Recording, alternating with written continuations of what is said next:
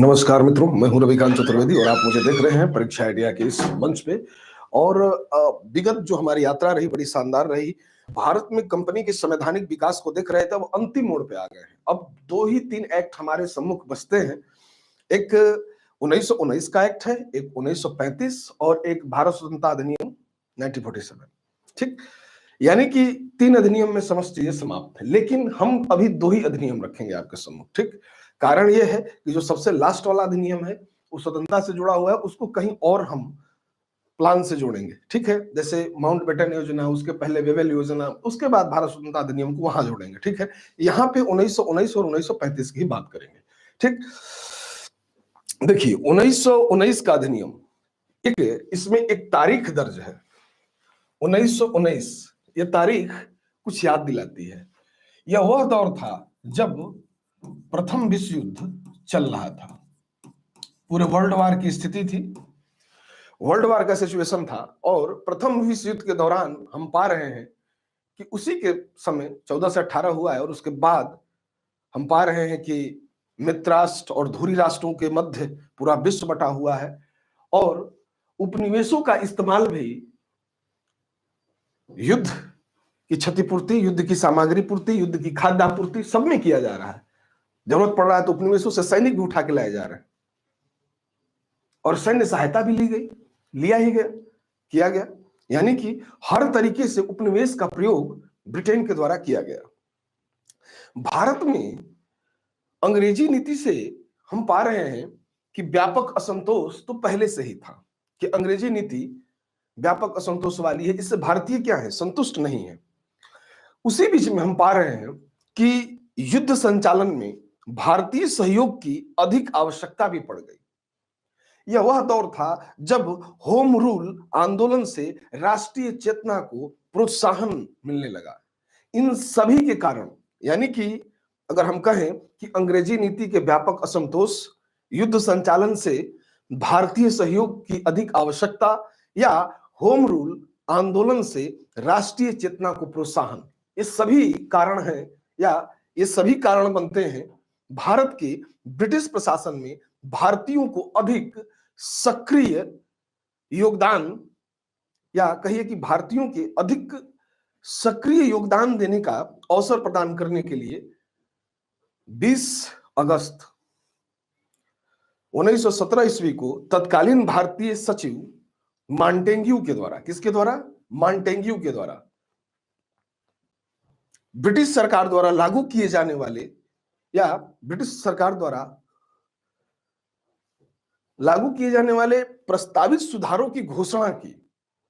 अब प्रस्तावित सुधारों की जो घोषणा की गई उसमें कुछ बातों को, या कहिए मेनली 4 बातें थी जिनको प्रमुखता से रखा गया। ठीक, जो पहली बात थी वो यह थी कि ब्रिटिश शासन का लक्ष्य भारत में स्वशासन को विकसित करना था, ये पहली बात कही गई। दूसरा, स्वशासन एकदम न दिया जाकर विभिन्न चरणों में दिया जाएगा। क्या है, लेकिन ध्यान रखिएगा, मैंने कहा है कि जब भी ये कुछ देने की बात करते हैं उसके पीछे एक कुछ न कुछ ऐसा क्लॉज लेके आएंगे जिससे सभी चौंक जाएंगे। तो मैंने कहा कि मॉन्टेग्यू की जो ब्रिटिश सरकार द्वारा लागू किए जाने वाले प्रस्तावित सुधारों की घोषणा थी, या मॉन्टेग्यू की जो घोषणा थी, उन 4 घोषणाओं में मैंने प्रथम घोषणा कही कि पहली घोषणा है ब्रिटिश शासन का लक्ष्य भारत में स्वशासन को विकसित करना, पहला लक्ष्य। दूसरा लक्ष्य, स्वशासन दिया जाएगा लेकिन भिन्न भिन्न चरणों में दिया जाएगा, यानी कि स्वशासन एकदम न दिया जाकर भिन्न भिन्न चरणों में आपको दिया जाएगा। तीसरी बात, विभिन्न चरणों का निर्धारण भारतीयों द्वारा स्वशासन की दिशा में की गई प्रगति पर निर्भर करता है।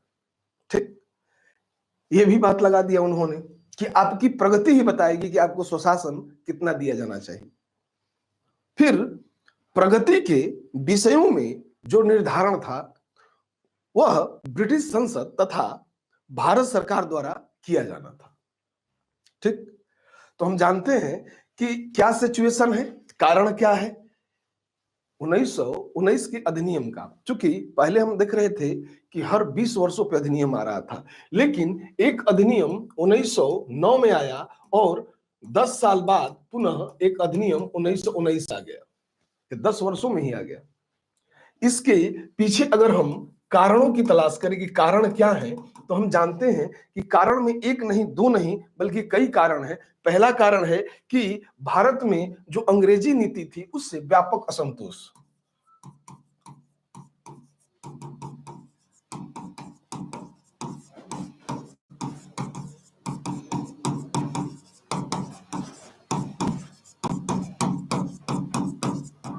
व्यापक असंतोष, ठीक। दूसरा, हमने कहा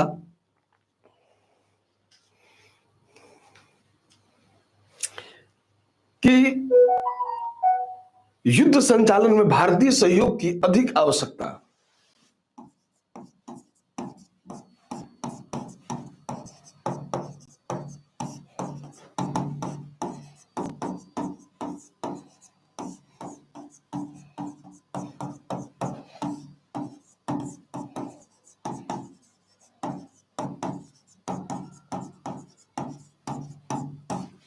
अधिक आवश्यकता, ठीक।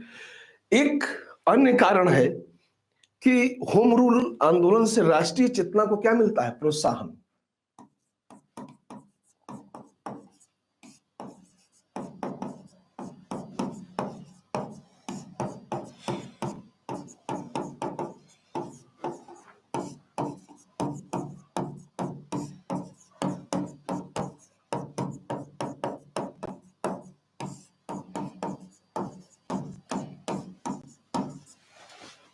प्रोत्साहन मिलता है, ठीक है। फिर हम देख रहे हैं कि ये सभी कारण बने क्या, कि भारत के ब्रिटिश प्रशासन में भारतीयों को अधिक सक्रिय योगदान देने का अवसर प्रदान करने के लिए हम पा रहे हैं कि 20 अगस्त, कितना हमने कहा, 20 अगस्त 1917 ईस्वी को मॉन्टेग्यू की घोषणा होती है। कितना? 20 अगस्त 1917, मॉन्टेग्यू घोषणा। अब भैया मॉन्टेग्यू घोषणा हुई तो इसमें 4 बातें आई, ठीक। अब ये 4 बातें क्या थी? तो कहते हैं ब्रिटिश सरकार का या ब्रिटिश शासन का लक्ष्य भारत में स्वशासन की स्थापना।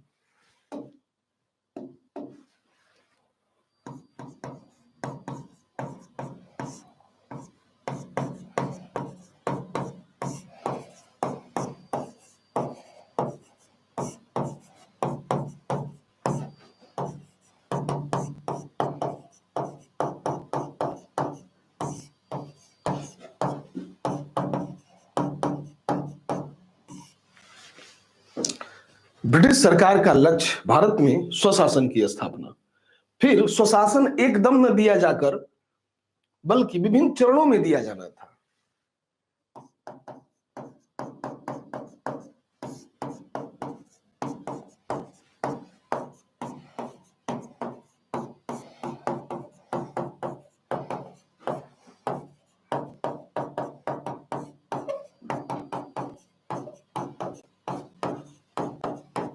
प्रदान करना।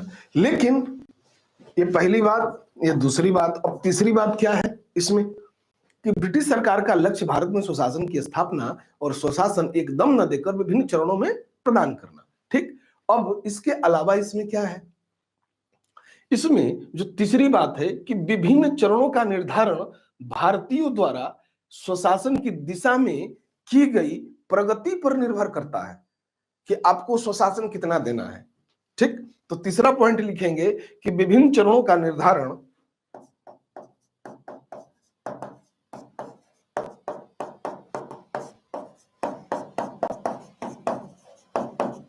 विभिन्न चरणों का क्या करना है? निर्धारण अब भारतीयों द्वारा स्वशासन की प्रगति की दिशा पर निर्भर करता है।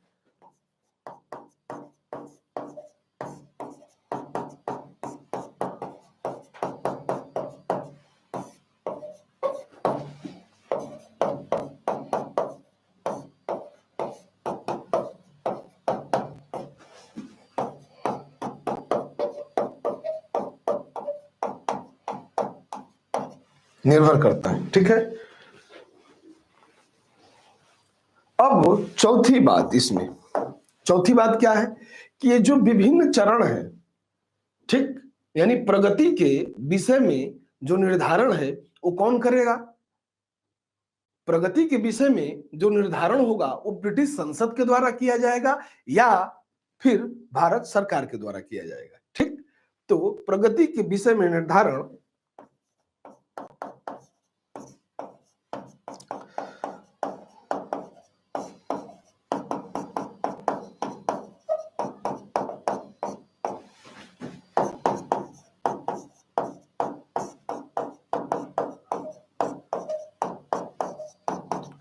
भारत सरकार द्वारा किया जाएगा।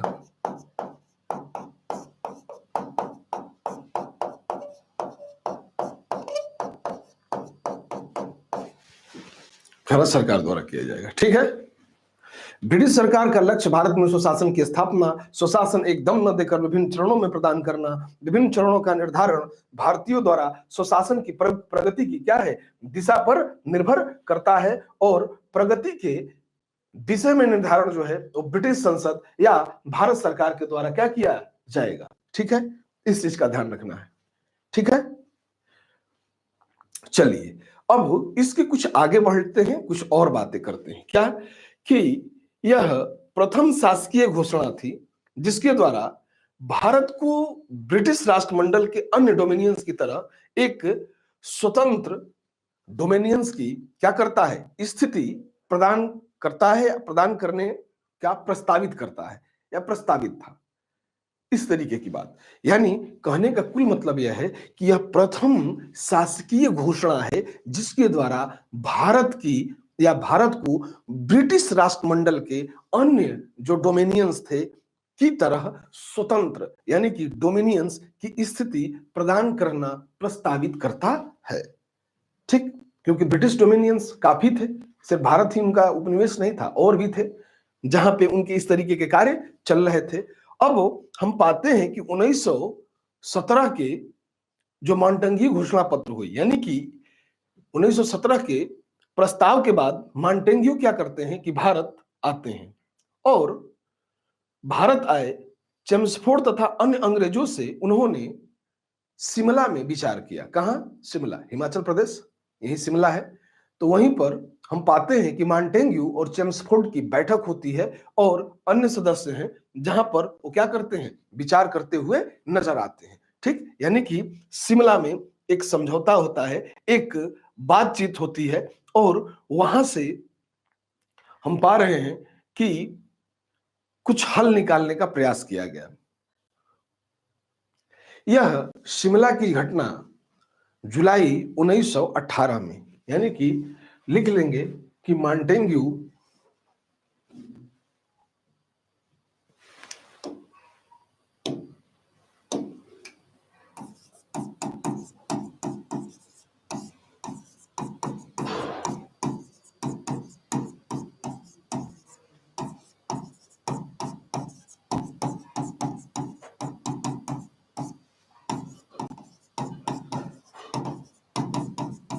अन्य सदस्यों से शिमला में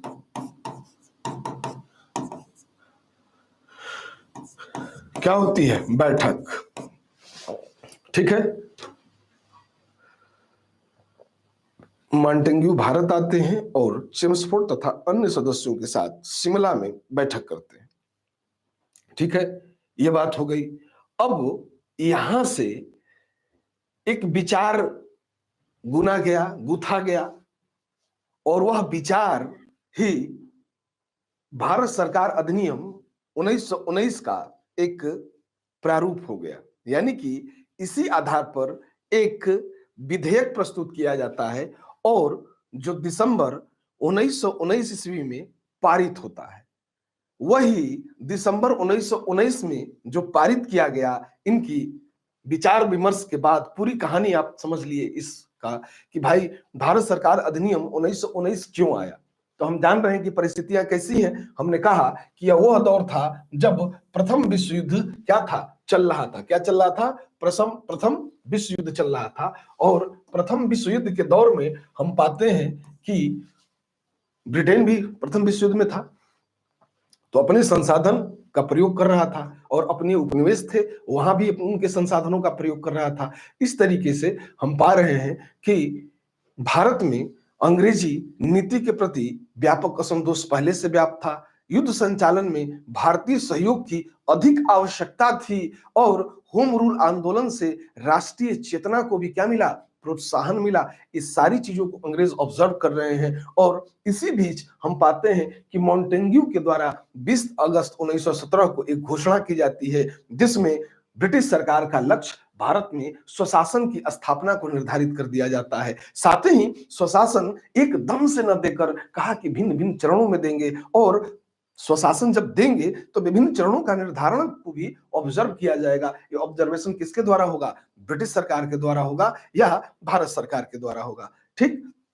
दूसरी चीज हम यह भी देख रहे हैं कि जब यह घोषणा पत्र तैयार हो गया तो यह एक तरीके का लॉलीपॉप था जो देना था भारतीयों को, ठीक, ताकि उनको क्या किया जा सके? अपने तरफ मिलाया जा सके। ठीक। दूसरी चीज, मॉन्टेग्यू भारत आते हैं और चेम्सफोर्ड तथा अन्य सदस्यों से ये शिमला में क्या करते हैं? मुलाकात करते हैं। ठीक। और जब मुलाकात होती है तो वहीं से एक हम कह रहे हैं कि मुलाकात कब हुई? जुलाई 1918 में। कब? जुलाई 1918 में। और दिसंबर तक जाते जाते एक विधेयक प्रस्तुत किया गया, यानी कि कब? कितना दिसंबर? तो हम कहेंगे जुलाई 1918 के बाद दिसंबर 1919। कब? दिसंबर 1919, यानी कि काफी टाइम लगा इस विचार विमर्श में, और एक प्रस्ताव पारित किया गया, और उसे ही हमें भारत सरकार अधिनियम 1919 के नाम से पढ़ना होता है। अब इसमें धाराएं क्या है? पहली चीज कि इनमें पहली बार धाराओं का प्रावधान। तो धाराएं क्या है?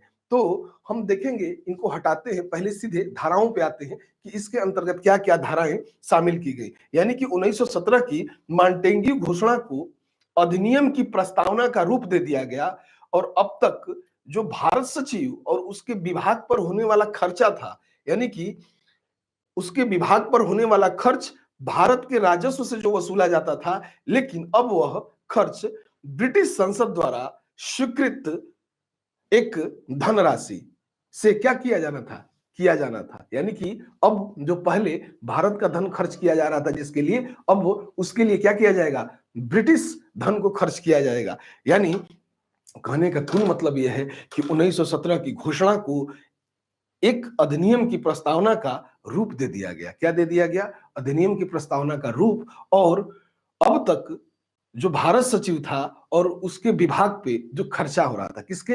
भारत सचिव और उसके विभाग पे।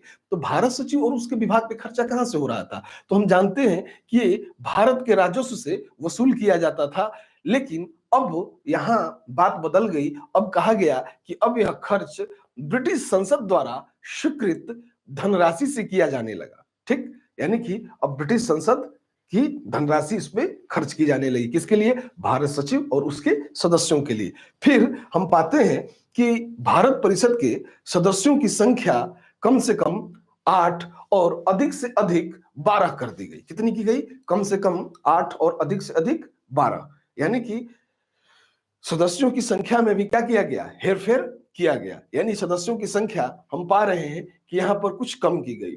भारत सचिव के कार्यभार को कम करने के लिए एक हाई कमिश्नर की नियुक्ति की गई। किसकी नियुक्ति की गई? हाई कमिश्नर की, ताकि भारत सरकार या भारत सचिव का जो कार्य बोझ है उसको क्या करे? वो कम कर सके। यानी कि भारत सचिव की नियुक्ति की व्यवस्था की गई, और केंद्रीय स्तर पर पहली बार द्विसदनात्मक विधानमंडल का प्रावधान। केंद्रीय स्तर पे क्या? द्विसदनात्मक विधानमंडल का स्थापना की बात की गई। ठीक। तो पहली चीज ये हो गई। साथ ही अब इससे हम आगे बढ़ेंगे तो राज्य परिषदों की स्थिति देखेंगे। तो राज्य परिषदों में हम पाएंगे कि 60 सदस्य हो गए हैं। अब 60 सदस्य हो गए हैं, उनमें से 27 सदस्य क्या हैं? मनोनीत हैं, और 33 सदस्य निर्वाचित हैं, इलेक्टेड हैं। ठीक है। फिर जब हम विधानसभा की बात करेंगे तो कहेंगे इसमें 145 सदस्य हो गए। किसमें? विधानसभा में। अब 145 सदस्य हुए तो उनमें 41 मनोनीत हो गए और 104 निर्वाचित हो गए। हमने कहा कि इसमें द्विसदनात्मक विधानमंडल की बात। द्विसदनात्मक विधानमंडल में एक राज्य परिषद, एक विधानसभा। राज्य परिषद में सदस्यों की संख्या 60 और विधान परिषद या विधानसभा में सदस्यों की संख्या 145। ठीक, अब आते हैं, देखते हैं कि इनकी धाराएं क्या है, इनमें प्रमुख प्रावधान क्या है। ठीक है, चलिए।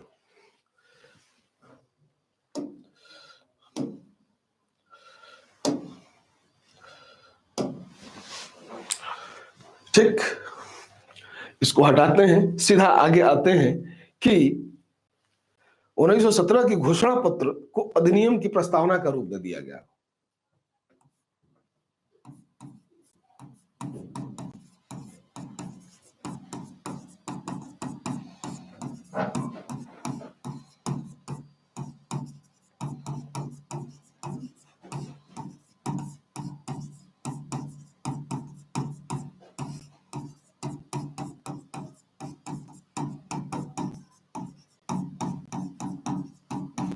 दे दिया गया। ठीक, दूसरी चीज, इसी में हम जानते हैं कि अब तक जो भारत सचिव तथा उसके विभाग पर जो खर्चा होता था,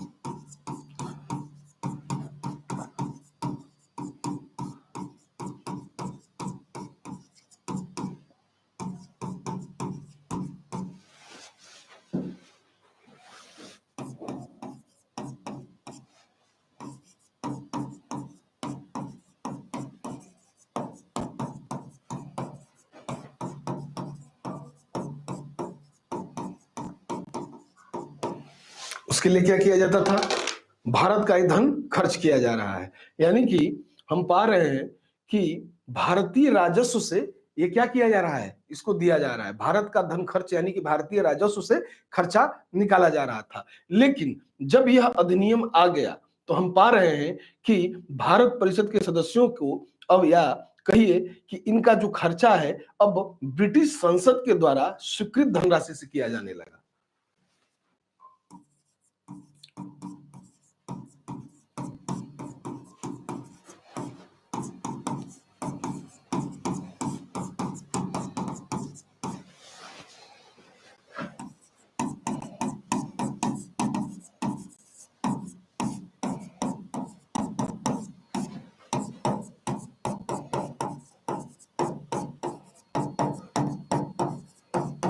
किया जाने लगा। ठीक, ये बात हो गई।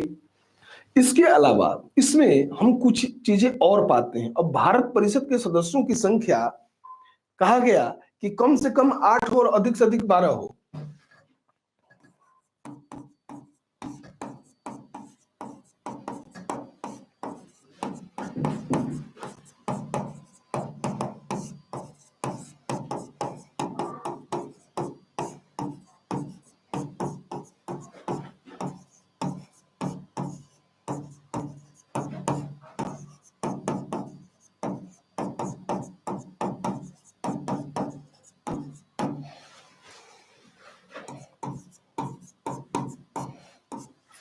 अधिक से अधिक 12 हो।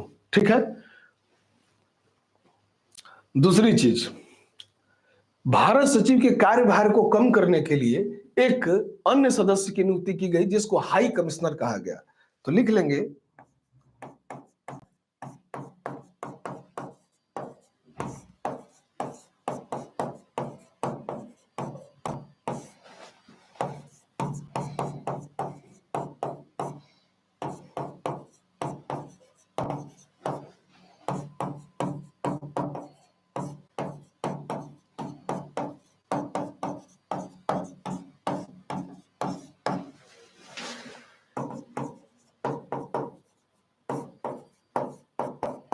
भारत सचिव की नियुक्ति की सहायता के लिए हम पा रहे हैं एक हाई कमिश्नर की क्या की गई है, नियुक्ति की गई है। और केंद्रीय स्तर पर हम पहली बार इसी अधिनियम के द्वारा पाएंगे कि द्विसदनात्मक विधानमंडल की स्थापना की गई। क्या किया गया, तो कहेंगे केंद्रीय स्तर पर पहली बार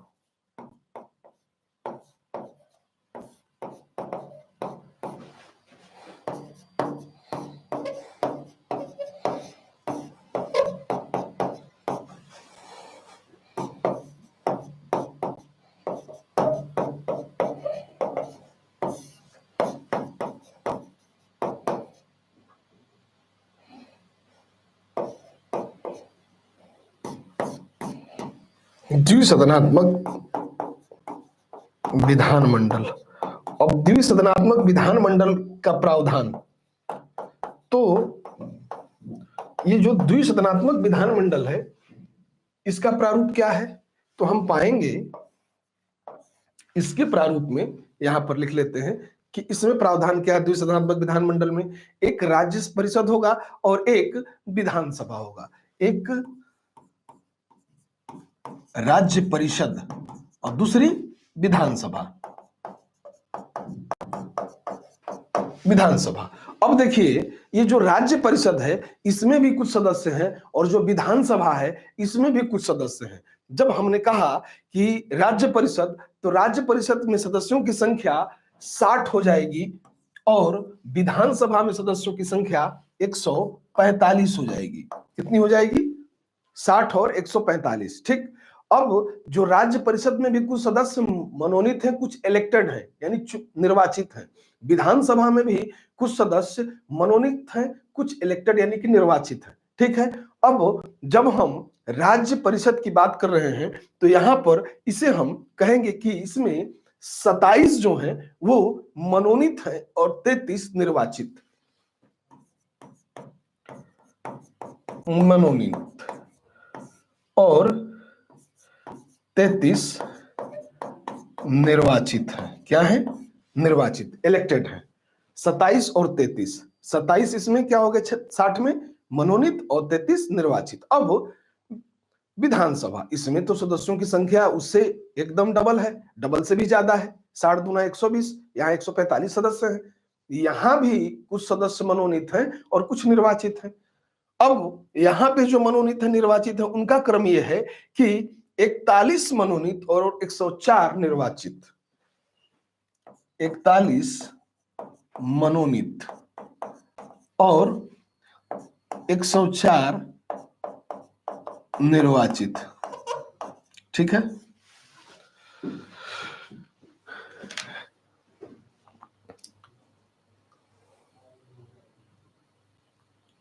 ये हो गया। अब इसके हम आगे बढ़ते हैं तो कहते हैं कि केवल वित्त संबंधी मामलों को छोड़कर अन्य संबंधी मामलों में केंद्रीय विधानमंडल के दोनों सदनों को बराबर की शक्ति दे दी गई। ये जो राज्य परिषद है और विधानसभा है।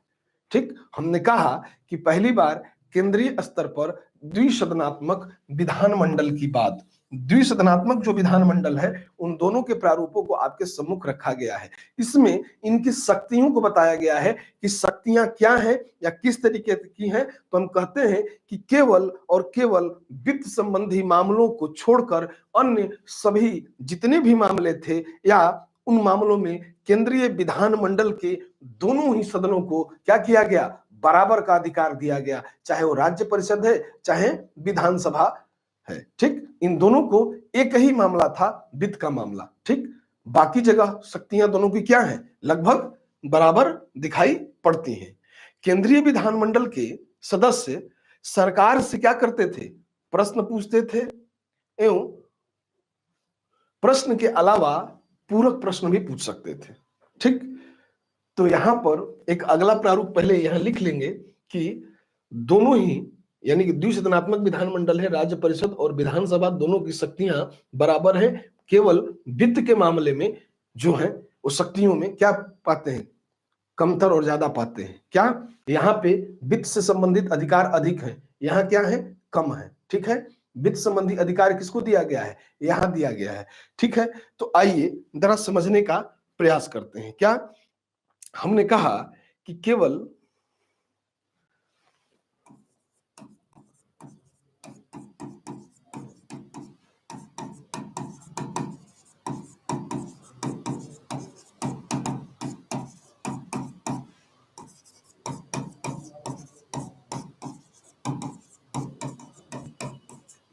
अन्य जगह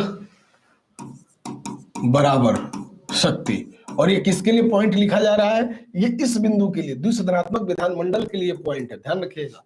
और बहुत इंपॉर्टेंट पॉइंट है कि क्या है भाई, तो केवल वित्त संबंधी मामलों को छोड़कर अन्य सभी जगहों पर शक्तियां क्या है, बराबर है या समान रूप से है। ठीक है। बराबर या समान रूप से।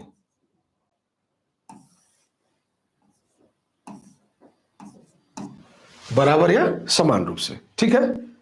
ये बात समझ में आ गई। थोड़ा सा जटिल है, लेकिन इसको हम लोग बहुत ही सरल करके पढ़ने का प्रयास करेंगे। देखिए प्रश्न कहां से बनेगा, प्रश्न अधिकांशतः यहां से बनता है, ठीक, क्योंकि पहली बार ये प्रावधान है, ठीक। सदस्य जो है राज्य परिषद में, आपको स्टेटमेंट उल्टा करके पूछ लेता है कि 145 सदस्य थे राज्य परिषद में और उसमें से 104 निर्वाचित थे, यही गड़बड़ कर देते हैं। यही पूछा भी है पहले, जो राज्य परिषद के सदस्य से 60 थे और विधानसभा के 145 थे, उसने उल्टा कर दिया, घुमा दिया यूपीएससी ने, इसी में आधे लड़के फंस गए, ठीक, क्योंकि दोनों ही जगह समान प्रावधान है, दोनों को बराबर शक्तियां दी गई। और वो पूछता है, कहता है, स्टेटमेंट देता है कि वित्त के या वित्त के स्तर पे दोनों में समानता है, शक्तियों में समानता दिखाई देती है। नहीं, वित्त में ही मामला गड़बड़ है, शक्तियां क्या है, अलग अलग है, ठीक। और वो आप पढ़ते हैं ना कि लोकसभा और राज्यसभा अगर धन विधेयक को पारित करती है लोकसभा और 14 दिन के भीतर अगर राज्यसभा पारित नहीं करती है तो स्वतः पारित माना जाएगा, मामला यहीं से आएगा, ध्यान रखिएगा। ये चीज वहीं से शुरू होगी जो आज भी हमारे संविधान में मौजूद है, ठीक।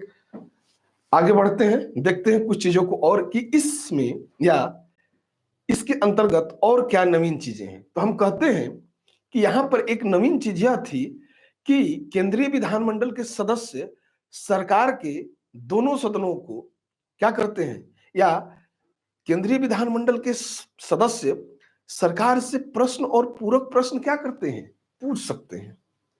क्या लिखेंगे, केंद्रीय विधानमंडल के सदस्य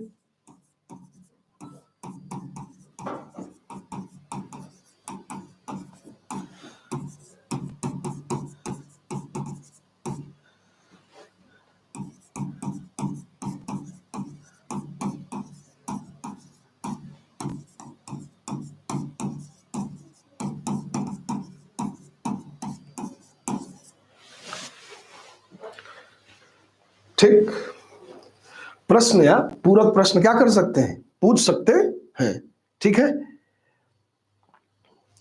और न केवल प्रश्न पूछेंगे, अगर आवश्यकता पड़ेगी तो क्या करेंगे, आलोचना भी करेंगे। तो लिख लेंगे, आलोचना करने का भी अधिकार है, आलोचना करने का अधिकार भी यही मिला। जरूरत पड़ी तो क्या करेंगे, आलोचना भी करेंगे। केंद्रीय विधानमंडल के सदस्य प्रश्न तथा पूरक प्रश्न पूछ सकते हैं, साथ ही आवश्यकता पड़ी तो क्या करेंगे, आलोचना भी करेंगे। यह भी बात यहाँ पे स्पष्ट कही गई। दूसरी चीज, अब वित्त विधेयक पारित कराने के लिए राज्य परिषद की मत की आवश्यकता नहीं थी। मैंने कहा ना कि राज्य परिषद लाइक राज्यसभा, कि अगर आप 14 दिन के भीतर तक उसे रोक के रखते हैं तो लोकसभा क्या कहती है, स्वतः पारित माना जाएगा, धन विधेयक या वित्त विधेयक, धन विधेयक, ठीक है। कहते हैं कि धन विधेयक और वित्त विधेयक में अंतर होता है। क्या अंतर होता है, कभी देखें पॉलिटी में आप लोग, हर एक धन विधेयक वित्त विधेयक है, लेकिन हर वित्त विधेयक धन विधेयक नहीं है, ठीक है। देखिएगा मनी बिल, मनी बिल का क्या प्रावधान है, ये मनी बिल का जो वर्तमान में प्रावधान चल रहा है ना, ये यहीं से निकलता है और उसमें यही चीज स्पष्ट की गई है, क्या, कि वित्त विधेयक पारित करने के लिए राज्य परिषद के मत की आवश्यकता नहीं थी।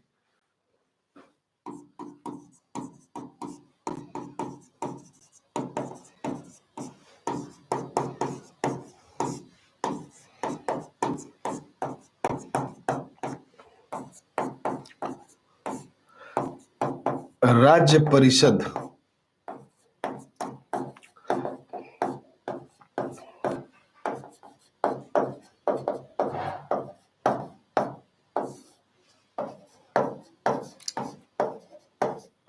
नहीं थे, वित्त विधेयक पारित करने हेतु राज्य परिषद के मत की आवश्यकता नहीं थी, जैसा कि आज राज्यसभा के प्रति होता है यही चीज। ये भी इसका एक पॉइंट है, नोट कर लीजिएगा।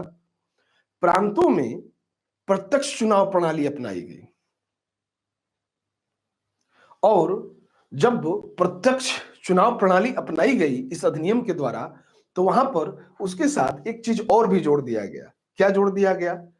इसमें जो आधार था आरक्षण का, उस सांप्रदायिकता को माना गया। यानी कि प्रांतों में प्रत्यक्ष चुनाव प्रणाली को अपनाया जाता है, जिसमें सांप्रदायिकता आधार पर या सांप्रदायिक आधार पर क्या किया गया? आरक्षण की व्यवस्था की गई।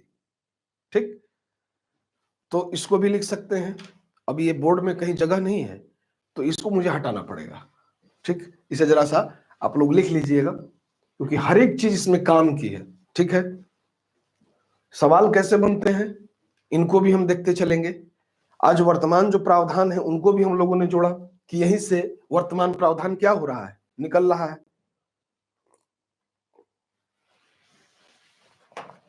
इसको भी कर लें। ठीक है, चलते हैं आगे, बढ़ते हैं इससे। एक नवीन प्रावधान, मैंने कहा कि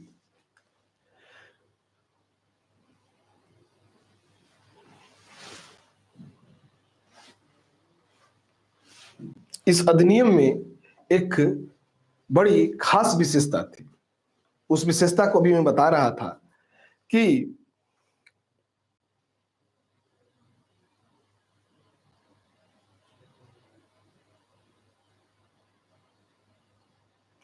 यहां पर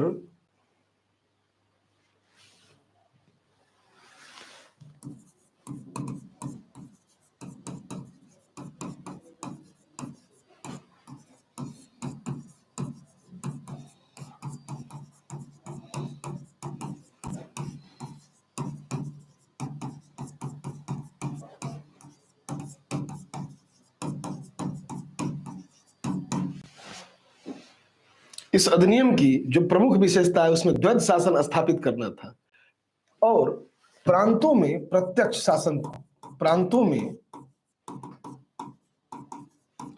प्रत्यक्ष मत प्रणाली को अपनाया गया।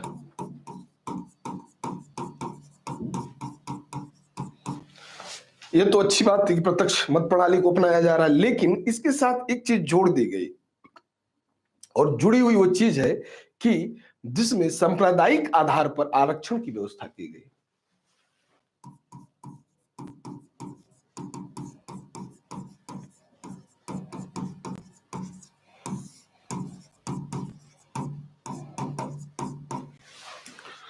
सांप्रदायिक आधार पर आरक्षण की व्यवस्था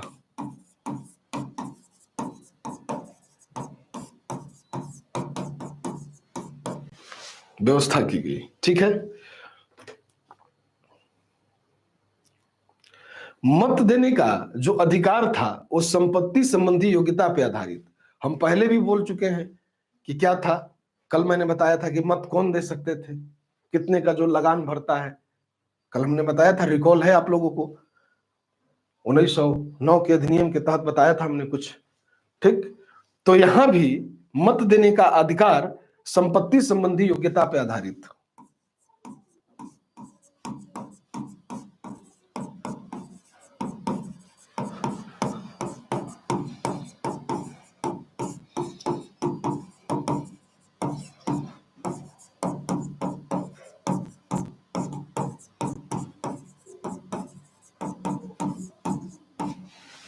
संपत्ति संबंधी योग्यता पे आधारित, यानी मत देने का अधिकार संपत्ति संबंधी क्या है, योग्यता पे आधारित थी।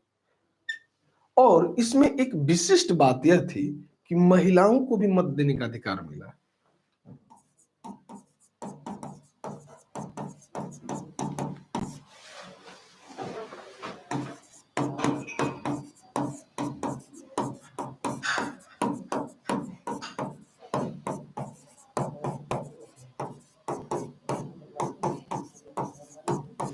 महिलाओं को भी मत देने का अधिकार क्या होता है, मिलता है। ठीक, और इसमें कुछ विशिष्ट बातें हमें दिखाई देती हैं कि यहां पर जो ये सांप्रदायिक आधार लिखा गया है कि आरक्षण की व्यवस्था की गई, इस आरक्षण व्यवस्था में हम पहली बार पाते हैं कि सिखों के लिए भी सांप्रदायिक आधार पर सीटों का निर्वाचन किया गया। किसके लिए? सिखों के लिए भी। ध्यान रखिएगा, पहले 1909 में मुस्लिमों के लिए था, अब 1919 में सिखों को भी दे दिया गया। उनकी नीति ही थी बांटो और राज करो, डिवाइड एंड रूल। ठीक, अब यहां पे कुछ चीजें और बदलेंगी। इस अधिनियम की एक प्रमुख विशेषता प्रांतीय सरकारों के अधिकार क्षेत्र का परिसीमन था। क्या था? प्रांतीय क्षेत्र के अधिकारों का परिसीमन करना।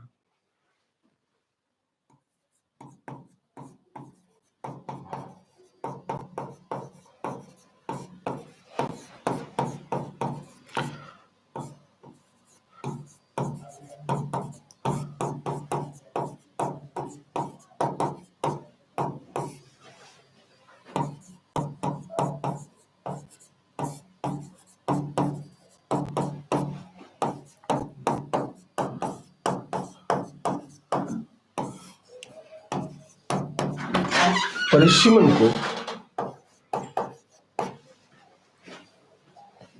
ठीक प्रांतीय आधार पे कहा कि इस अधिनियम की एक प्रमुख विशेषता थी कि प्रांतीय क्षेत्र को, या कहिए प्रांतीय आधार पर क्या करना है? प्रांतीय आधार पर सरकारों के अधिकार क्षेत्रों का परिसीमन। तो प्रांतीय आधार पर यहां लिख लेंगे, प्रांतीय आधार पर सरकार के क्षेत्र का परिसीमन करना। ठीक है, ठीक है। इस अधिनियम की एक प्रमुख विशेषता प्रांतीय आधार पर सरकार के परिसीमन या सरकार के क्षेत्र का परिसीमन या सरकार के क्षेत्र का परिसीमन करना। ठीक, ऐसे बना लीजिएगा। ठीक है,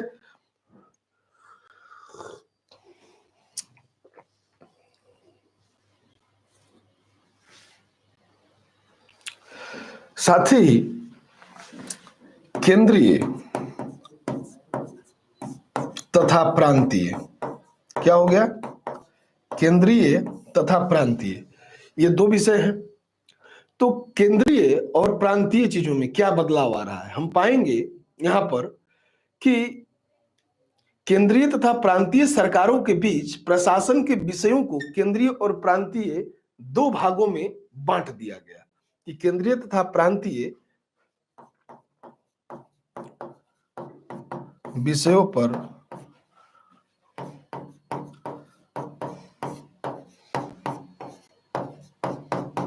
दो वर्गों में विभाजन। केंद्रीय तथा प्रांतीय विषयों पर सरकार का हम पाते हैं कि दो वर्गों में क्या होता है? विभाजन हो जाता है। ठीक है, अब केंद्रीय और प्रांतीय स्तरों पर जब दो वर्गों में विभाजन होता है तो एक क्या होता है? केंद्र, और दूसरा होता है प्रांत। ठीक, अब प्रांतीय शासन के क्षेत्र में द्वैध शासन प्रणाली क्या की गई? लागू की गई।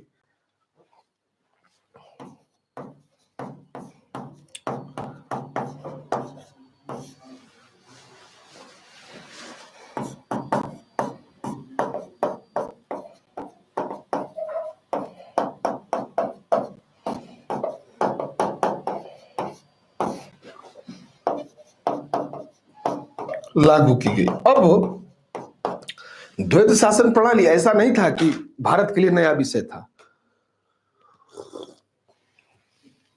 पहले भी प्रयोग किया गया था। अब क्या था? इसके अनुसार प्रांतीय जो विषय थे उनको दो भागों में बांट दिया गया, एक आरक्षित विषय, एक अनारक्षित विषय। ठीक, यानी कि प्रांतीय विषयों को दो भागों में बांटा गया और वह था आरक्षित और अनारक्षित। अब इसमें हमें यह समझना होगा कि आरक्षित विषय में कौन कौन है और अनारक्षित विषय में कौन कौन है, या किनका किनका स्थान आता है। ठीक है, तो देखिए आरक्षित विषय और अनारक्षित विषय। देखिए अनारक्षित विषय को यहां पर एक नाम दिया गया है विशिष्ट हस्तांतरित भी। क्या कहा गया है? हस्तांतरित। हस्तांतरित, इनको हस्तांतरित विषय भी कहीं कहीं मिलेगा, या अधिकांश जगहों पे हस्तांतरित ही मिलता है, अनारक्षित बहुत कम ही जगहों पे दिखाई पड़ता है। देखिए, जो शिक्षा और स्वास्थ्य है, जो शिक्षा और स्वास्थ्य है, इसको हस्तांतरित विषय कहा गया। क्या कहा गया? शिक्षा, स्वास्थ्य आदि हस्तांतरित विषय है। इसमें एजुकेशन और हेल्थ, स्वास्थ्य और शिक्षा, शिक्षा और स्वास्थ्य, एजुकेशन और हेल्थ को हस्तांतरित या अनारक्षित विषय का दर्जा दिया गया, जिनका प्रशासन हम कहते हैं कि उत्तरदायी भारतीय मंत्रियों के हाथ में था। किसका? अनारक्षित या हस्तांतरित विषय का प्रशासन, जिसके अंतर्गत शिक्षा और स्वास्थ्य आता था, इसका जो दायित्व था वो हम पा रहे हैं कि भारत मंत्रियों के हाथ में दिया गया। ठीक उसी तरीके से एक अनारक्षित विषय है। अनारक्षित विषय में क्या है? राजस्व है, न्याय है, वित्त है और पुलिस है। क्या क्या है? राजस्व, न्याय, वित्त और पुलिस। ठीक, अनारक्षित विषय में मैंने लिखा राजस्व, न्याय, वित्त और पुलिस। ये क्या है? आरक्षित विषय है। ठीक, कहते हैं इसका जो प्रशासन था गवर्नर और उसकी कार्यकारिणी को करना था। किसको? जो आरक्षित विषय है। इस आरक्षित विषय का प्रशासन कौन करेगा? Governor general. जो ग्रीन रंग से हमने घेर दिया इसे, ये गवर्नर जनरल का है। ठीक है, इसीलिए यहां पर राजस्व, न्याय, वित्त और पुलिस को रखा गया है। और इसका प्रशासन किसको दिया गया है? तो हम कह रहे हैं कि इसके विषय में जो भी निर्णय लेगा, जो अंतिम व्यक्ति होगा, वो कौन होगा? भारत का गवर्नर जनरल होगा। वहीं अनारक्षित या हस्तांतरित विषय की बात कर रहे हैं, जिसमें शिक्षा और स्वास्थ्य की बात की गई है, जो नीचे वाली लाइन है, इसका जो निर्णय होगा वो किसके द्वारा किया जाएगा? तो हमने कहा कि इसका निर्णय भारत मंत्रियों के हाथ में होगा। किसके हाथ में होगा? भारत मंत्रियों के हाथ में होगा। ठीक, इस चीज का ध्यान रखना है। ठीक, अब यहां पर एक चीज अवश्य ध्यान रखनी है कि राज्य में द्वैध शासन लागू किया गया। किसके तहत? तो राज्य में द्वैध शासन इसी अधिनियम, और राज्य में द्वैध शासन अब आप समझ चुके हैं कि यहां पर दो विषय थे, आरक्षित और हस्तांतरित। इसे ही राज्य में द्वैध शासन कहते हैं। और पहली बार राज्य में द्वैध शासन की शुरुआत हुई तो ये द्वैध शासन या द्वैध प्रशासन का जन्मदाता भारत में कौन था? तो द्वैध शासन का जन्मदाता भारत में लियोनिल कार्टिस। कौन? Lionel Curtis. लियोनिल कार्टिस क्या है? Lionel Curtis. ठीक, अब इस अधिनियम की जितनी भी विशेषताएं थी आपके सम्मुख रख दी गई हैं। यहीं से सवाल बनेगा। और इससे 1909, 1935, उधर 1784, 1892, 1773, अगर 6 एक्टों पे आपका कमांड है तो ध्यान रखिएगा, हर एक एक्ट आपके लिए फिर सरल हो जाता है। और सवाल सबसे ज्यादा किसी भी कमीशन के हो इसी से पूछे जाते हैं। ठीक है,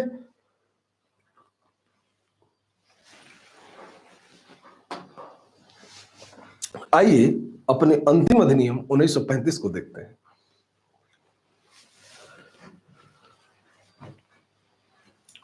भारत शासन अधिनियम 1935, क्या विशेषताएं हैं? कहते हैं भारत के लिए तैयार किए गए संवैधानिक प्रस्तावों में यह अंतिम था। तो यहां पे अवश्य यहां पे इंगित कर देना होगा कि भारत के लिए तैयार किए गए।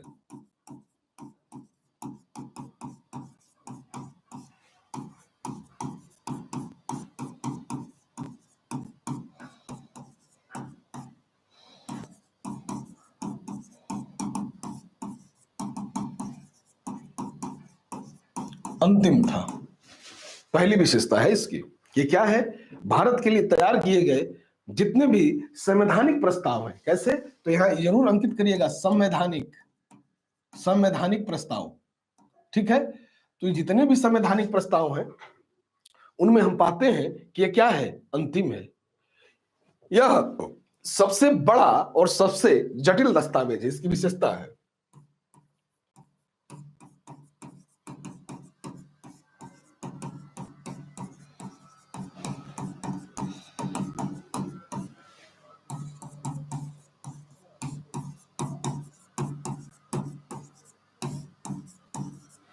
सबसे बड़ा और सबसे जटिल दस्तावेज है। क्यों? क्योंकि इस अधिनियम में हम पाते हैं 14 भाग हैं। कितने भाग हैं? 14 भाग। देखिए, वर्तमान भारतीय संविधान जो है उसका 2/3 हिस्सा इसी अधिनियम से लिया गया है। ये वो अधिनियम है जहां से भारतीय संविधान का 2/3 हिस्सा क्या किया जाता है? एज इट इज ऑब्जर्व किया गया है। इसमें हमने कहा 14 भाग हैं, 321 धाराएं हैं, 321 धाराएं हैं। साथ ही इसमें अगर हम बात करें भाग की, धारा मतलब आपकी आर्टिकल्स, ठीक। अब शेड्यूल्स यानी कि अनुसूची, तो इसमें 10 अनुसूची हैं।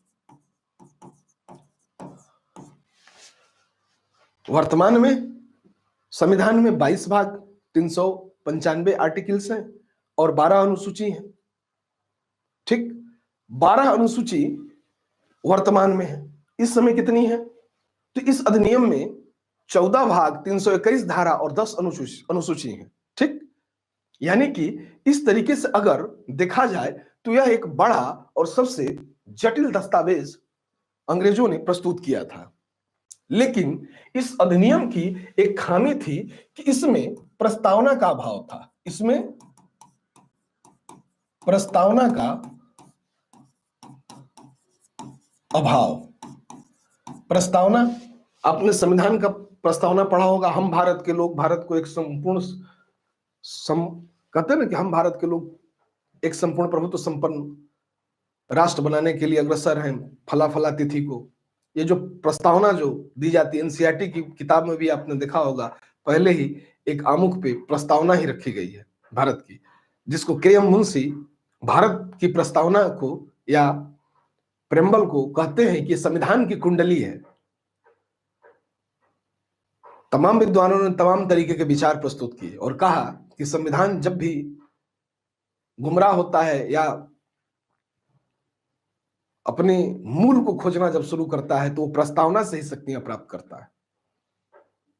प्रस्तावना काफी शक्तिशाली चीज है वर्तमान संविधान की, लेकिन भारत शासन अधिनियम 1935 में प्रस्तावना का अभाव था, प्रस्तावना नहीं थी, ठीक। दूसरी चीज,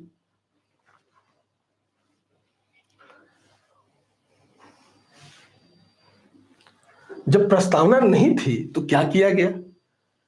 एक रहस्यमयी चीज जानिए कि 1919 के अधिनियम, ये 1919 का जो अधिनियम इसके पहले आया था, इसी की प्रस्तावना को इसमें जोड़ दिया गया।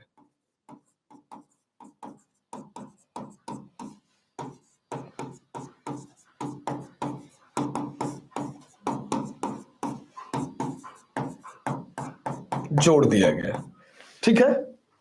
दूसरी चीज,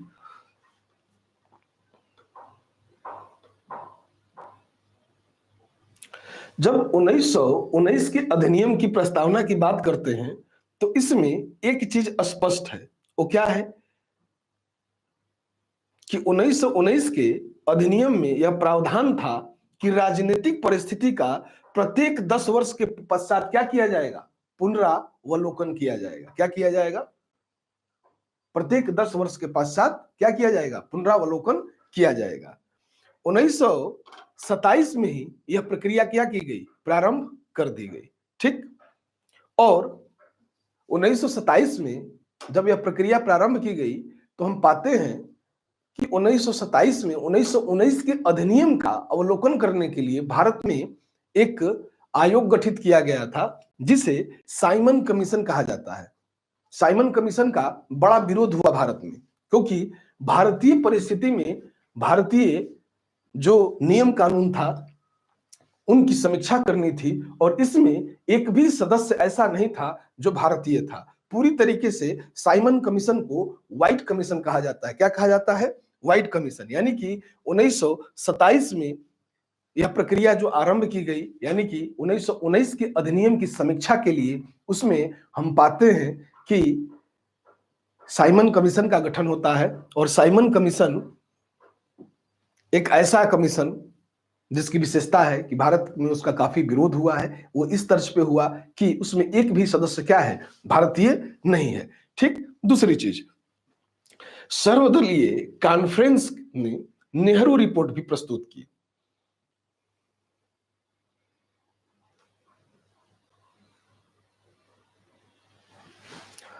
अब हम कह रहे हैं कि 1919 के अधिनियम की प्रस्तावना को इसमें जोड़ा गया। 1919 के अधिनियम की समीक्षा 10 वर्ष बाद करनी थी, तो हम पाते हैं कि 1927 में साइमन की रिपोर्ट किसकी समीक्षा के लिए? 1919 के अधिनियम की समीक्षा के लिए साइमन रिपोर्ट तैयार की गई थी। अब साइमन रिपोर्ट भी भारतीय शासन अधिनियम का आधार बन गई, और यही आधार नहीं बनी। हम पाते हैं कि साइमन आयोग या उसके रिपोर्ट के अलावा सर्वदलीय कॉन्फ्रेंस में जो नेहरू रिपोर्ट थी, कौन?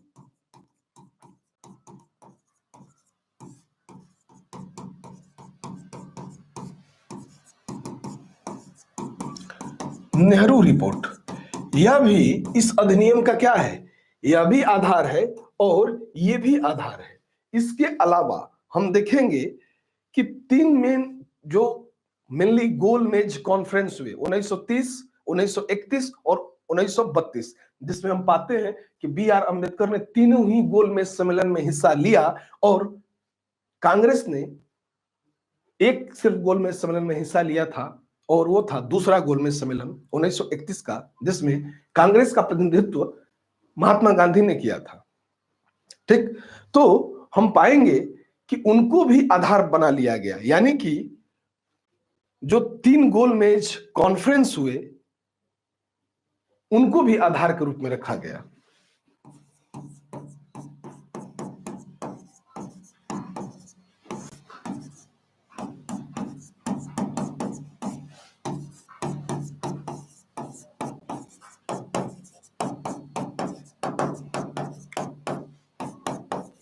आधार बनाया गया। इसके अलावा और क्या चीजें जुड़ी?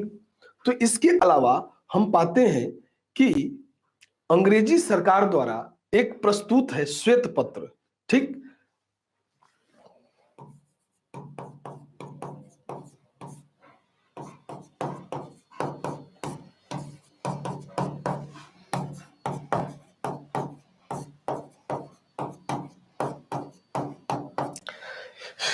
अब ये सभी आधार बन गए किसका? 1900, हमने कहा कि 1919 की अधिनियम की प्रस्तावना को इसमें जोड़ा गया, और इसी की समीक्षा के लिए एक गठित था साइमन की रिपोर्ट। इसको भी इस अधिनियम का आधार मान लिया गया। ठीक। प्रस्तावना का अभाव था, तो प्रस्तावना का अभाव कहां से खत्म किया गया? 1919 के अधिनियम से। साथ ही हमने कहा कि अंग्रेजी सरकार द्वारा प्रस्तुत जो श्वेत पत्र है, यह भी इसका आधार है, यह भी इसका आधार है। साथ ही 3 गोलमेज सम्मेलन जो हुए वो भी इसका आधार बनते। किसका? इस अधिनियम का। साथ ही सर्वदलीय रिपोर्ट, यानी कि नेहरू रिपोर्ट जो कॉन्फ्रेंस में आती है, सर्वदलीय कॉन्फ्रेंस में, यह भी इसका आधार है। ठीक है। यानी कि इन सभी चीजों को इस अधिनियम का आधार मान लिया गया, इसलिए यह बड़ा और जटिल दस्तावेज के रूप में क्या किया गया? दिखाई पड़ता है। अब 1935 के भारत सरकार अधिनियम जो आया, उसकी प्रमुख विशेषताएं क्या क्या है? ठीक। ये तो वो आधार हैं जिनको मानकर इस अधिनियम को गठित किया गया, बनाया गया। ठीक। हमने कहा कि भारत सरकार का वर्तमान में 2/3 हिस्सा जो संविधान है, अभी भी कहां से अपने आप को कवर करता है? 1935 के अधिनियम से करता है।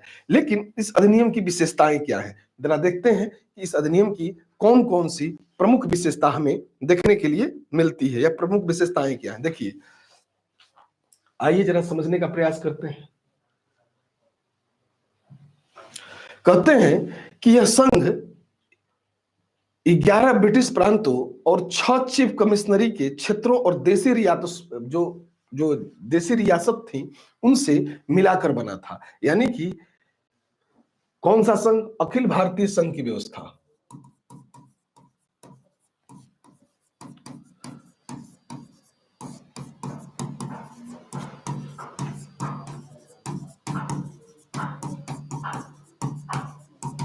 जिनमें हम क्या पा रहे हैं?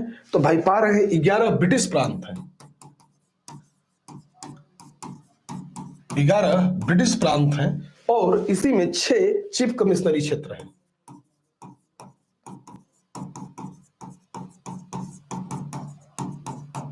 चीफ कमिश्नरी क्षेत्र हैं। हमने पाया कि इन सभी क्षेत्रों को मिलाकर और इसके साथ ही साथ देशी रियासतों को मिलाकर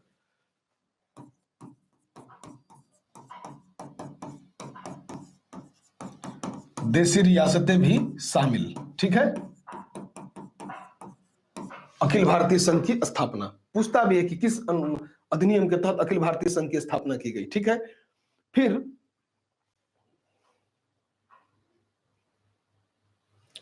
जो ब्रिटिश प्रांत से बाहर थे उनका ब्रिटिश प्रांत में शामिल होना भी आवश्यक बताया गया, परंतु देशी रियासतों को उनकी इच्छा पर ही निर्भर रहना था। अगर वो चाहें तो मिल सकते थे, नहीं चाहते तो वो नहीं मिल सकते थे। ठीक। देशी रियासतों की निर्धारित संख्या ने संघ में शामिल होना स्वीकार भी नहीं किया, यह भी हम जानते हैं कि उन्होंने स्वीकार नहीं किया। अतः हम पाते हैं कि अधिनियम द्वारा प्रस्तावित जो भारतीय संघ योजना है वो कार्यान्वित नहीं हो पाई थी। यानी कि देशी रियासतों के न मिलने के कारण यहां पे हम पाते हैं कि भारतीय संघ जो योजना जो बनाई गई थी वो कार्यान्वित नहीं हो पाई। तो यहां लिख लेंगे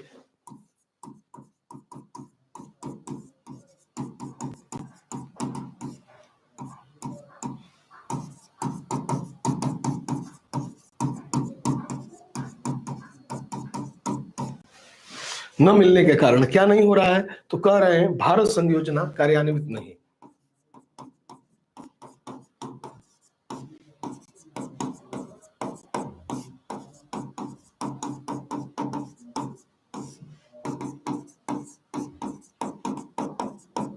नहीं हो पाई। ठीक है। साथ ही अब भारत संघ अधिनियम के तहत या इस अधिनियम के तहत क्या किया गया? बड़ी बात इसमें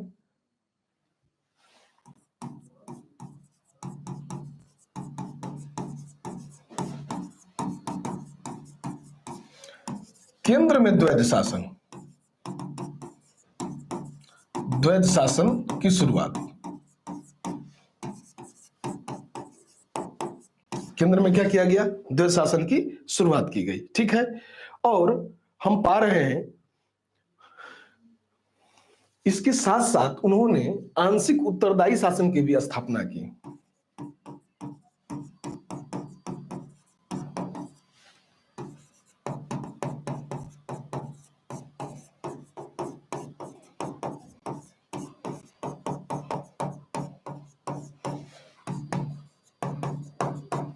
अब ये जो चीज लागू हो गई इसमें हम पा रहे हैं कि संघ क्षेत्र, संघ यानी संघ सूची, प्रांत सूची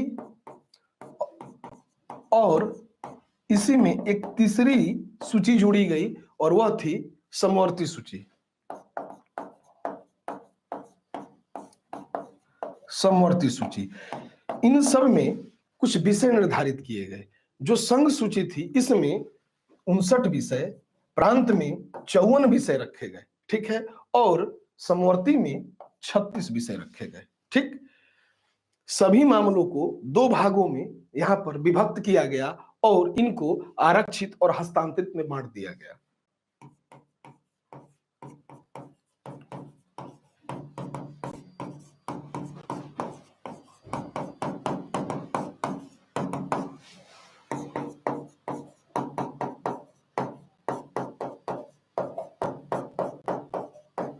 किया गया और उसे 2 भाग में बांटा गया,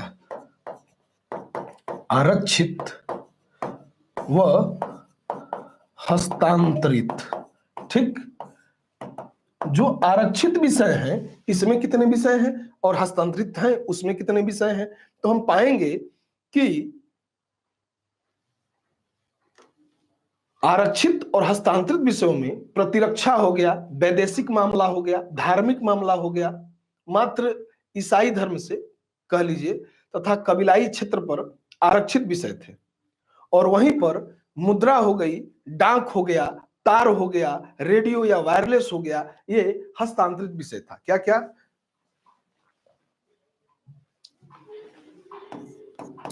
डाक, तार, वायरलेस, ये क्या था? ये सब हस्तांतरित विषय है। ठीक, इसके अलावा हमने इसमें कहा कि मुद्रा और रेल को भी रखा गया। किसको? मुद्रा और रेल। रेल ये क्या है? डाक, तार, मुद्रा, वायरलेस, रेल ये क्या है? हस्तांतरित विषय है। जबकि हमने आरक्षित विषय की बात की तो हमने कहा कि आरक्षित विषय में मुद्रा है, डाक है, तार है, वायरलेस है, रेल है, और आरक्षित विषय के अंतर्गत अगर हम जाएंगे तो कहेंगे वैदेशिक मामले और धार्मिक मामले। वैदेशिक मामले और धार्मिक मामले, ये आ जाता है आरक्षित विषय। ठीक है, अब हमने यहां पे एक चीज लिखा है कि केंद्र में द्वैध शासन की शुरुआत। तो केंद्र में जब द्वैध शासन की शुरुआत हुई तो संघीय विधानमंडल के 2 सदन हो गए। कितने? 2 सदन। अब जो चीज राज्य में थी अब उधर केंद्र में आ रही है। क्या देखेंगे कि एक संघीय विधानसभा है और दूसरा संघीय सभा है।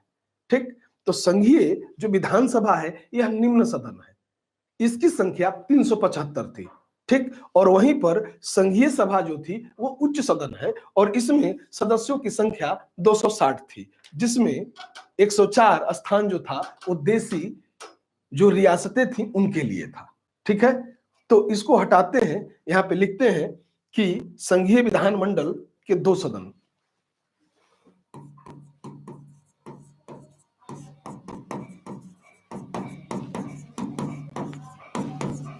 दो सदन। ठीक, जो पहला सदन है उसके लिए हमने क्या शब्द कहा? संघीय विधानसभा।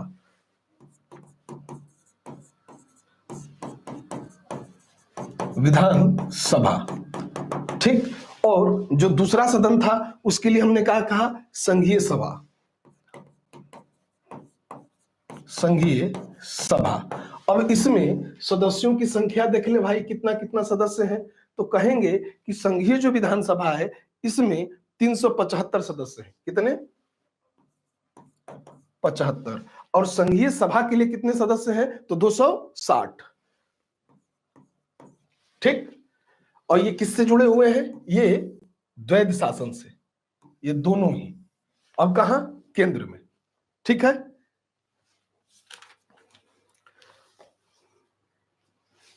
इसी अधिनियम में बजट को 2 भागों में बांटा गया।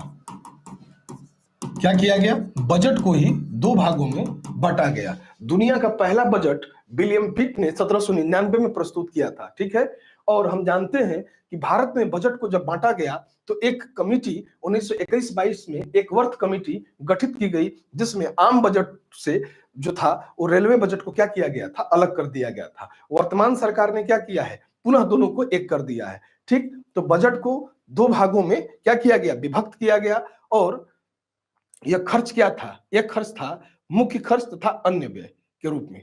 किस किस खर्च में?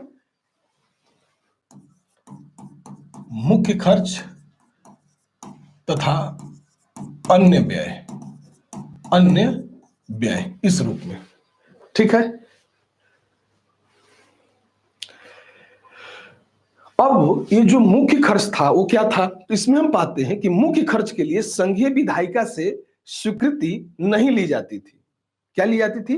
जो मुख्य खर्च था उसके लिए संघीय कार्यपालिका से या विधायिका से क्या किया जा रहा है? हम पा रहे हैं कि संघीय विधायिका से स्वीकृति ही नहीं ली जा रही है। ठीक है, एज इट इज पारित कर दिया जा रहा है। ठीक, यहीं पर हम पाएंगे कि मुद्रा और विनिमय पर कानून बनाने के लिए वायसराय की पूर्व अनुमति आवश्यक थी। ठीक, अधिनियम में एक नए केंद्रीय रिजर्व बैंक की स्थापना, किसकी? आरबीआई।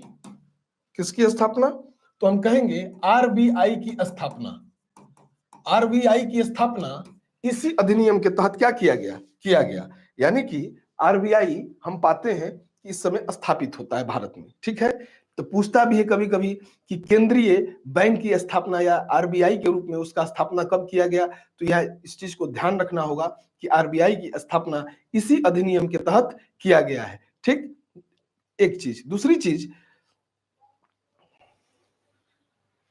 संघ की राजधानी दिल्ली में एक केंद्रीय न्यायालय की भी स्थापना की गई। केंद्रीय न्यायालय की स्थापना, यानी सुप्रीम कोर्ट की स्थापना कहां पर? दिल्ली में। दिल्ली में केंद्रीय न्यायालय की स्थापना की गई। ठीक है, केंद्रीय न्यायालय की स्थापना की गई, आरबीआई की स्थापना की गई। साथ ही हम पाएंगे कि जो केंद्रीय न्यायालय था इसमें मुख्य न्यायाधीश के अतिरिक्त हम 3 अन्य न्यायाधीशों को पाएंगे जो उसके सहयोग देने के लिए हैं। ठीक है, यानी कि अन्य न्यायाधीशों की भी नियुक्ति की गई। ठीक है, यानी कि मुख्य न्यायाधीश, 3 अन्य न्यायाधीश और 2 अतिरिक्त न्यायाधीश का प्रावधान। ऐसे लिखिएगा, एक मुख्य न्यायाधीश, 3 अन्य न्यायाधीश और 2 अतिरिक्त न्यायाधीश का प्रावधान इसके तहत किया गया। ठीक है, 1 अक्टूबर 1937 से इस न्यायालय ने कार्य करना शुरू कर दिया। कब से? 1 अक्टूबर 1937 से। ठीक है, अब पूछता है कि केंद्रीय न्यायालय की स्थापना कब हुई, तो 1 अक्टूबर 1937 से हो गई और यह न्यायालय कार्य करने लगा। इस अधिनियम की जो सर्वप्रमुख विशेषता प्रांतीय स्वायत्तता की स्थापना, यानी कि प्रांतीय स्वायत्तता की स्थापना।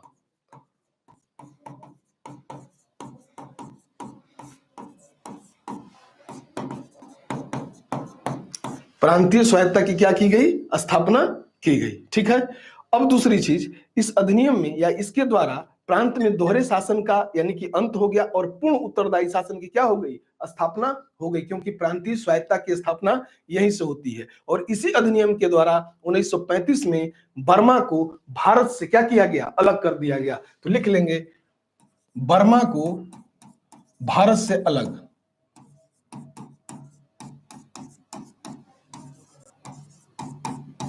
किया गया। ठीक, एक पॉइंट ये भी है कि किसको अलग किया गया? बर्मा को भारत से क्या किया गया? अलग कर दिया गया। ठीक, यही नहीं, बात और तब जमती है जब हम पाते हैं कि कुछ प्रांतों में 2 सदनों की व्यवस्था की गई और उसमें एक प्रांत है बंबई, मद्रास, बंगाल, संयुक्त प्रांत, साथ ही बिहार। यानी कि कुछ प्रांतों में जो संयुक्त प्रांत आते हैं उनमें हम पाते, जरा इसको हटा देते हैं तो फिर आगे लिखते हैं, आप लोग जैसा कहें, इसको हटाते हैं तभी कुछ आगे बढ़ पाएगा मामला।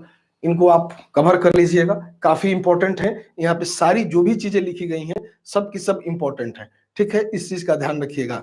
इस अधिनियम में भी कई त्रुटियां हैं, या मैं बोल देता हूं, यूं ही लिख लें कि कुछ प्रांतों में द्विसदनात्मक या 2 सदनों की व्यवस्था की गई। इन प्रांतों में जो पहला स्थान है मुंबई है, दूसरा मद्रास है, बंगाल है, संयुक्त प्रांत है, बिहार है। यानी कि इन प्रांतों, लगभग 5 प्रांतों में, कौन कौन? बंबई, मद्रास, बंगाल, संयुक्त प्रांत और बिहार, क्या होता है? यहाँ पे द्विसदन की व्यवस्था की गई है। ठीक है, इस अधिनियम के द्वारा हम पाते हैं कि इस अधिनियम के द्वारा इंडियन काउंसिल को क्या किया गया? पूरी तरीके से समाप्त किया गया। तो यहां भी यह भी नोट कर लीजिएगा कि इंडियन काउंसिल की समाप्ति, किसकी? इंडियन काउंसिल की समाप्ति।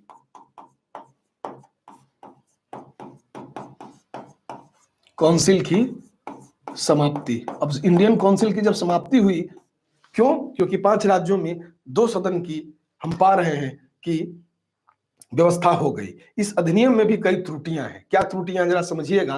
प्रस्तावित अखिल भारतीय या अखिल भारतीय संघीय योजना मजाक बनकर रह गई। जो मैंने यहां पे लिखा था, अखिल भारतीय संघ योजना क्यों नहीं हो पाई? क्योंकि देशी रियासतों ने मिलने से क्या किया था? इनकार कर दिया था। तो अखिल भारतीय जो संघीय योजना थी मजाक बनकर रह गई।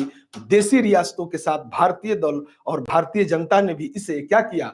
पूर्णतः अस्वीकार कर दिया। गवर्नर जनरल में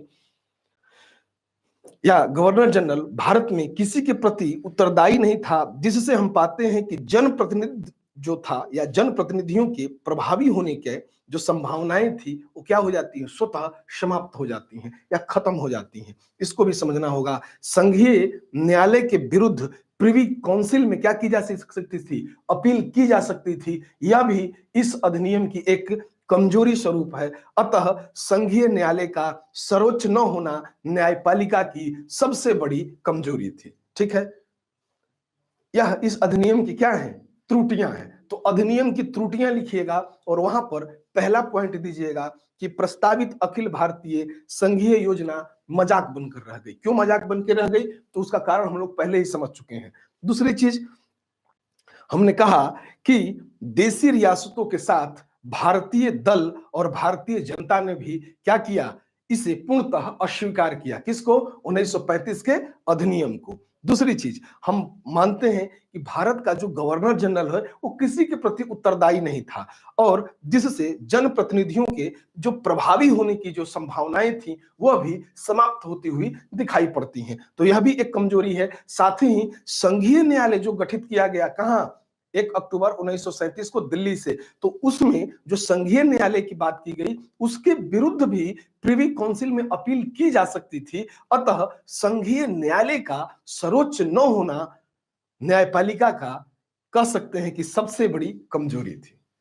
ठीक है, यह था अधिनियम और मुझे आशा नहीं पूर्ण विश्वास है कि मेरी कही हुई बातों को आप लोग बेहतर तरीके से समझे होंगे। ठीक है, और हम अब आगे के लेसन में धार्मिक सामाजिक पुनर्जागरण को लेकर चलेंगे।